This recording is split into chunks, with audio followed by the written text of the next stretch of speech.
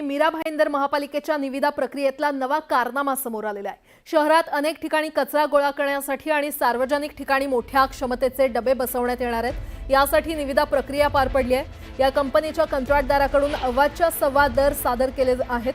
एका stainless steel powder coated बीन्ससाठी 66,183 रुपये, तर एका स्टेनलेस स्टील ॲल्युमिनियम कोटेड बीनसाठी म्हणजेच कचऱ्याच्या डब्यासाठी 69,668 असे दर लावण्यात आलेले आहेत।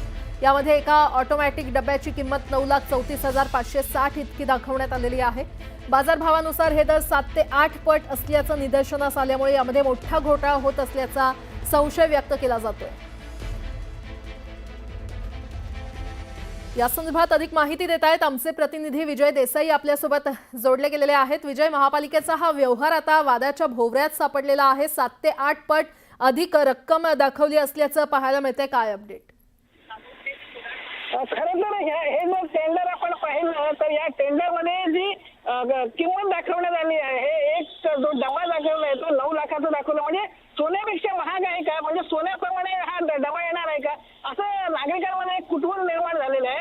मीरा भाईंदर महानगरपालिकेमध्ये हे टेंडर मागवलं होतं आणि या टेंडर मध्ये 3,889 डबे जे आहे खरेदी करण्यात येणार होते, परंतु हे जे हा जो टेंडर आहे हे याचा बिंग कुठेतरी फुटला आणि ह्या जो टेंडरचं जे कॉपीज आहे ते सामाजिक कार्यकर्त्यांच्या हाती लागले आणि त्यानंतर या प्रसार माध्यमांनी जेव्हा बातम्या चालवल्या त्यानंतर ह्या टेंडरमध्ये कुठेतरी स्थगिती येईल असं वाटतंय। कारण या ठिकाणी आपण जे पालिकेचे आयुक्त आहेत राधा शर्मा जे आहेत त्यांच्याशी आम्ही संपर्क करण्याचा प्रयत्न केला, परंतु त्यांनी कोणतीही यामध्ये माहिती दिली नाही आणि PROशी जेव्हा आम्ही संपर्क केला आम्ही लवकरच खुलासा करू या बातमीचा असंही त्यांनी सांगितलं आहे। यापूर्वी सुद्धा असा एक घोटाळा निर्माण झालेला होता की वाहनांची जी दुरुस्ती आहे ती वाहनांच्या किमतीपेक्षा जास्त या ठिकाणीच टेंडर काढण्यात आलं होतं, त्यामुळे महापालिकेमध्ये मीरा भाईंदरचं नेमकं चाललंय तरी काय असा संशय सुद्धा आता बळावू लागला। कारण यांच्यावर त्याचा कोणाचाही अंकुश नाहीये।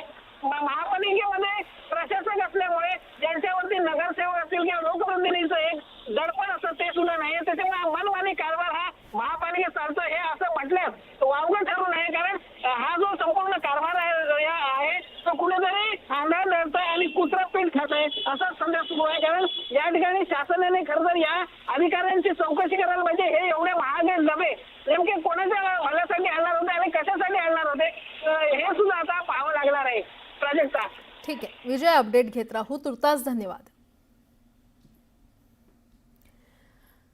कोकण म्हाडाकडून वेगवेगळ्या राखीव गटांसाठी लॉटरी जाहीर करण्यात आलेली आहे आणि यामध्ये आमदारांसाठी अत्यल्प उत्पन्न गटात आमदार आणि खासदारांसाठी 95 घरं राखीव ठेवण्यात आलेली आहेत।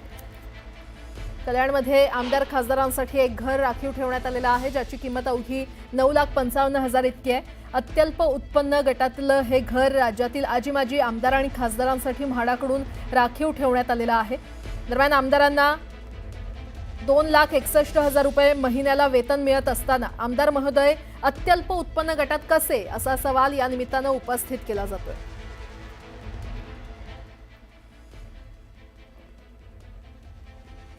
तर म्हाडाच्या कोकण मंडळाची लॉटरी आता वादात सापडलेली आहे, कारण कोकण मंडळाच्या लॉटरीमध्ये 95 घरं ही राखीव ठेवण्यात आलेली आहेत। आमदारांसाठी 9,50,000 घर उपलब्ध करण्यात आलेलं आहे आणि आमदार महोदय खरंच अत्यल्प गटात येतात का असा प्रश्न त्यामुळे उपस्थित होतोय। मोठी बातमी आपण पाहतोय, कोकण म्हाडाकडून वेगवेगळ्या राखीव गटांसाठी लॉटरी जाहीर करण्यात आलेली आहे आणि यामध्ये आमदारांसाठी अत्यल्प उत्पन्न गटात आमदार आणि खासदारांसाठी 95 घरं राखीव ठेवण्यात आलेली आहेत। कल्याणमध्ये आमदार खासदारांसाठी एक घर राखीव ठेवण्यात आलेलं आहे ज्याची किंमत अवघी 9,55,000 इतकी आहे। अत्यल्प उत्पन्न गटातलं हे घर राज्यातील आजी माजी आमदार आणि खासदारांसाठी म्हाडाकडून राखीव ठेवण्यात आलेलं आहे। दरम्यान आमदारांना 2,61,000 रुपये महिन्याला वेतन मिळतं, मात्र असं असतानाही आमदार महोदय हे अत्यल्प उत्पन्न गटात कसे काय असा सवाल या निमित्तानं उपस्थित होतोय। आमदारांचं वेतन नेमकं किती असतं तर आमदाराला सध्या मूळ वेतन हे 1,82,000 रुपये इतकं दिलं जातंय। मूळ वेतनाच्या 28% म्हणजेच 52,016 रुपये महागाई भत्ता देखील त्यांना मिळतो आणि एकूण पगार हा 2,61,216 रुपयांवर जातो। मात्र असं असतानाही, इतकं वेतन मिळत असतानाही हे आमदार अत्यल्प उत्पन्न गटात कसे काय मोडतात असा सवाल उपस्थित होतोय।